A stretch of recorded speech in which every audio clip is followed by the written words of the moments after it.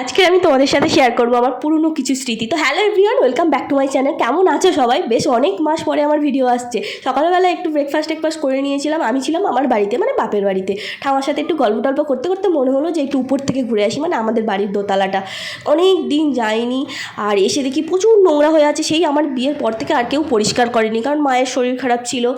আর এরকমভাবেই বিছানাটা সেই আমার বিয়ের সময় করেছিল, এখনও সেরমভাবেই পড়ে আছে, মানে সময় কেমনভাবে পাল্টে যায়। আর এই বাক্সটা খুলে দেখি আমার প্রথম গ্লাস পেন্টিং করা, এখানে আমার প্রচুর পুরনো জিনিসপত্র আছে। আর এই গ্রিটিংস কার্ডগুলোর কথা বলি, আমার অনেক স্কুলের পুরনো বান্ধবীরা, সাল দেখতে পাচ্ছে 2008-9, মানে কত, মানে তখন আমার নামের স্পেলিংটাও ওরা ভুলভাল লিখতো।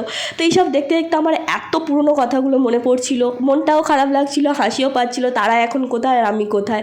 আমারও বিয়ে হয়ে গেছে, তাদেরও আমার থেকে অনেক আগেই বিয়ে হয়ে গেছে। আবার সব কিছুকে খুব যত্ন করে রেখে দিলাম, জানি না কখনো খুলবো কি বা এখানে আর আসবো কি।